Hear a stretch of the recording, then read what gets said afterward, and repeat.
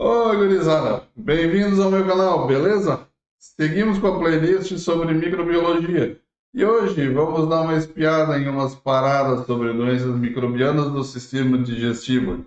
Tchê, sabia que a maioria dessas doenças vem de mandar para dentro comida ou água cheias de bichinhos ruins ou as toxinas deles?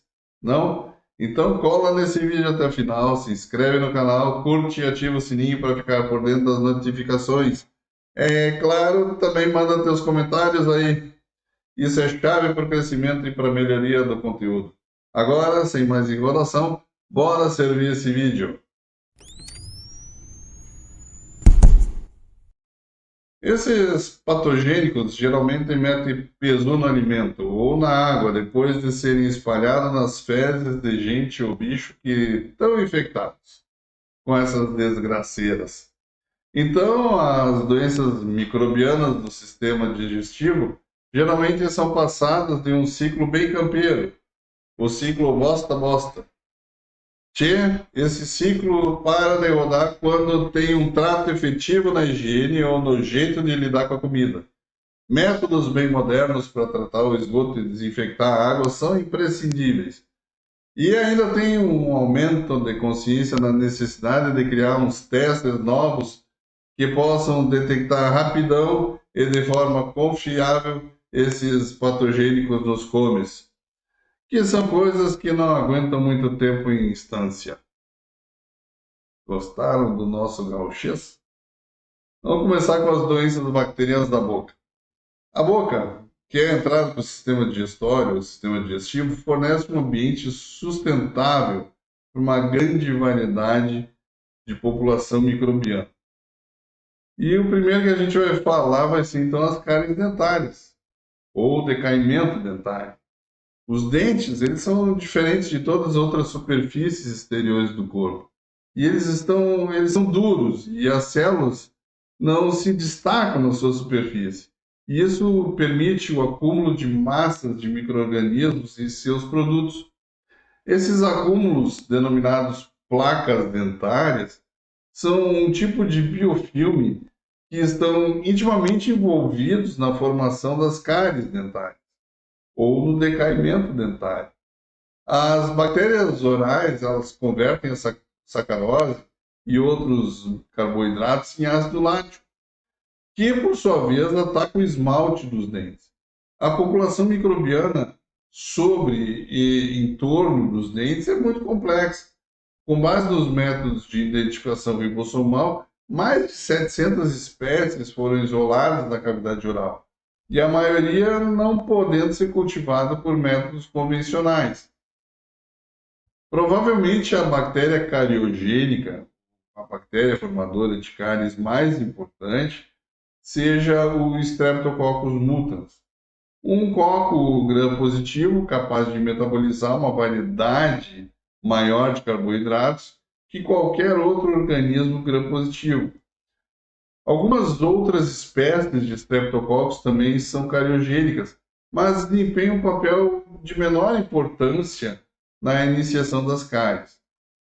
A iniciação das cáries depende da ligação do Streptococcus mutans ou outro estreptococo ao dente. Essas bactérias elas não se aderem ao dente limpo, mas dentro de alguns minutos, um dente recém-escovado se torna recoberto por uma película de proteínas da saliva. Dentro de algumas horas, as bactérias cariogênicas se estabelecem nessa película e deixam a produção de um polissacarídeo aderente de moléculas de glicose denominado de dextrana. Na produção de dextrana, as bactérias inicialmente hidrolisam a sacarose em seus componentes monossacarídeos, seja a frutose e a glicose, e a enzima glicosiltransferase, então, monta as moléculas de glicose em dextrana. E a frutose residual é o açúcar primário fermentado em ácido lático. O acúmulo de bactérias em dextrana aderido aos dentes, então, compõe a placa dentária. Nas áreas protegidas dos dentes, os acúmulos de placa podem ter várias centenas de células de espessuras. Ou a placa não é muito permeável à salina, o ácido lático produzido pelas bactérias não é diluído ou neutralizado. e rompe então o esmalte dos dentes, o qual a placa se adere. Embora a saliva contenha nutrientes que estimulem o crescimento de bactérias, também contém substâncias antimicrobianas, que, assim como algumas lisoenzimas, que vão ajudar a proteger as superfícies dentárias expostas. Alguma proteção também é fornecida pelo fluido crevicular, que é um exudato que flui nas fendas gengivais e é mais parecido em sua composição com o soro do que com a salina. E ele também protege os dentes devido à ação de lavagem, suas células fagocíticas e seu conteúdo de imunoglobulina. Os estágios inicial da cárie, então. Se a penetração inicial do esmalte pelas cáries não é tratada, as bactérias podem então penetrar no interior do dente. A composição da população bacteriana envolvida na disseminação da área cariada do esmalte até a dentina é totalmente diferente da população que inicia a cárie. Os micro-organismos dominantes são bastonetes gram-positivos e bactérias filamentosas. O Streptococcus mutans está presente apenas em pequeno número. A área cariada eventualmente avança até a polpa, que se conecta com os tecidos da mandíbula e contém o suprimento sanguíneo e as células nervosas. Quase todos os membros da microbiota normal da boca podem ser isolados da polpa infectada e das raízes. Uma vez que esse estágio seja atingido, um tratamento de canal se torna necessário para remover o tecido infectado e morto e fornecer acesso às drogas antimicrobianas que acabam suprimindo a infecção. Se não for tratada, a infecção pode avançar do dente aos tecidos moles, produzindo abscessos dentários causados por populações bacterianas mistas que contêm muitos anaeróbicos. Embora as cáries dentárias provavelmente sejam entre as doenças infecciosas mais comuns em seres humanos hoje, elas eram raras no mundo ocidental até meados do século XVII. Os restos humanos dos tempos mais antigos, somente cerca de 10% dos dentes continham cárie. A introdução do açúcar de mesa, ou a sacarose, na dieta, foi altamente correlacionada ao nível atual de cáries no mundo ocidental. Contudo, se a sacarose for ingerida somente nas refeições regulares, os mecanismos protetores e de reparo do corpo geralmente não são sobrecarregados. A sacarose que é ingerida entre as refeições, ela é muito mais nociva aos dentes. Os açúcares alcoólicos, como o manitol, o sorbitol, o xilitol, eles não são cariogênicos. Aparentemente, o xilitol inibe o metabolismo do carboidrato do Streptococcus mutans.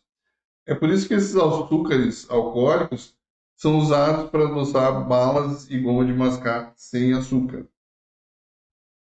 As melhores estratégias para prevenir a cárie dentária são uma ingestão mínima de sacarose, a escovação, o uso do fio dental e limpeza profissional para remover a placa e o uso do fluorento. A remoção profissional da placa e do tártaro em intervalos regulares diminui também a progressão da doença periodontal, que é o que a gente vai ver na sequência. Mesmo as pessoas que evitam a cárie dentária podem, alguns anos mais tarde, perder seus dentes devido ao que a gente chama de doença periodontal, que é um termo que indica uma série de condições caracterizadas por uma inflamação e degeneração das estruturas que dão suporte aos dentes. As raízes dos dentes são protegidas por um revestimento de tecido conjuntivo especializado denominado cemento. À medida que as gengivas se retraem com a idade, a formação de cárie no cemento se torna um pouco mais comum. A gengivite. Em muitos casos de doença periodontal, a infecção é restrita às gengivas. Essa inflamação resultante a gente chama de gengivite. Ela é caracterizada por um sangramento das gengivas quando os dentes são escovados. Essa é uma condição experimentada por menos da metade da população adulta. E também se demonstrou experimentalmente que a gengivite surge em poucas semanas se a escovação é interrompida e a placa se acumula. Uma variedade de streptococcus, actinomicetos e bactérias anaeróbicas gram-negativas predomina nessa infecção.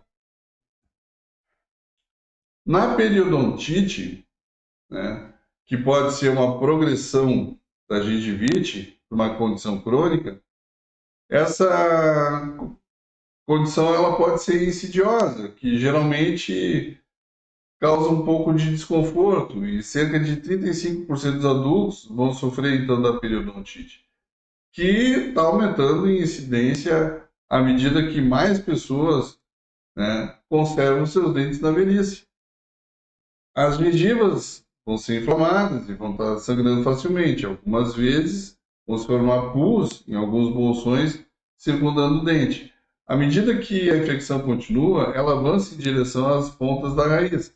O osso e o tecido que suportam esses dentes começam a ser destruídos, levando ao afrouxamento e à perda dos dentes.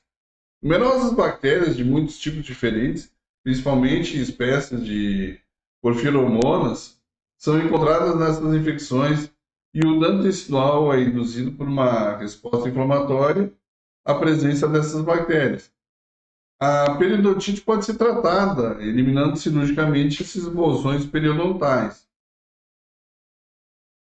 Também a gente vai ter a gengivite ulcerativa necrosante aguda. É um nome abreviado, pode ser a GUNA, também denominado de doença de Vincent ou boca de trincheira. Essa é uma das mais comuns de infecções graves da boca. A doença causa tanta dor que dificulta a mastigação normal. Mau hálito ou halitose também acompanha a infecção. Entre as bactérias geralmente associadas a essa condição está a Prevotella intermédia, presente em cerca de 24% dos isolados.